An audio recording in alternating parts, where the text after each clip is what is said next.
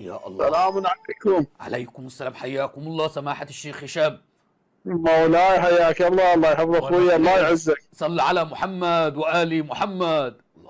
اللهم صل على محمد وآل محمد. أولا استفسار، إن تسمحون لنا. الله يحفظك سيد، الله يعزك. حياك الله. أنا ما أعرفك معذرة. ولا يهمك سماحة السيد. سماحة الشيخ هشام، من أول من نادى بإمامة أمير المؤمنين علي بن أبي طالب سلام الله عليه وقال أنه إمام معصوم؟ يا الله. من النبي صلى الله عليه وآله قال إن الإمام علي إمام معصوم. لا، مو بهذا النص. طب لا القرآن قال ولا النبي قال. امال مين اللي قال ان الامام علي امام معصوم سماحة الشيخ هشام؟ افضلكم علي. جميل. اقضاكم علي. واقواكم علي واشجعكم علي، وهيترك زوجته تضرب علي، وهيجر البيع كالجمل المخشوش علي، ويسقط جنينه محسن. ان الله ورسوله والذين امنوا. الذين يكون ما فيهاش اسمة الامام علي وما فيهاش اسم الامام علي. ليه يا سماحة الشيخ هشام؟ بس بالله لا تغلق الخط علي يا شيخ هشام، لعل الله ارسلني اليك الان. ليه عقيدة الامامة هشة ضعيفة جدا عند اخواننا في الانسانية الامامية؟ لا مو هشة، لا مو هشة، معذرة. هذا نقاش، يعني انت هذا نقاش انت لا ما تريد به الحقيقة. لا اريد الحقيقة، بالله ما تقفل الخط. اريد الحقيقة. ده اول ما حط الرجل للهروب. اريد الحقيقة. انت اثبت لي الان هذه الامامة. ما يوصلنا الى حقيقة. ليش يا شيخ هشام؟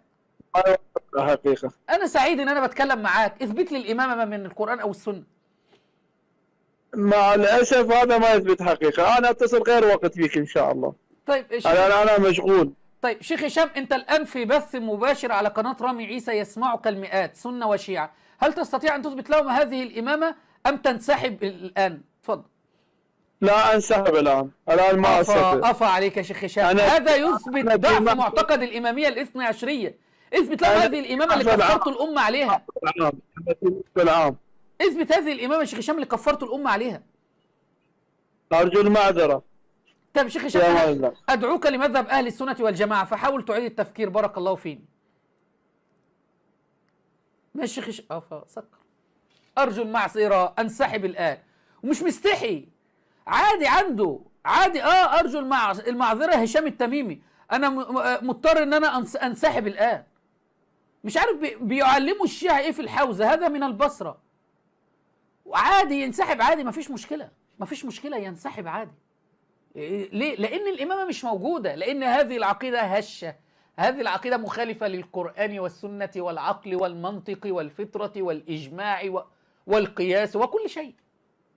عقيدة من صنع البشر. كان معكم شيخ الشيعة المسمى بهشام التميمي.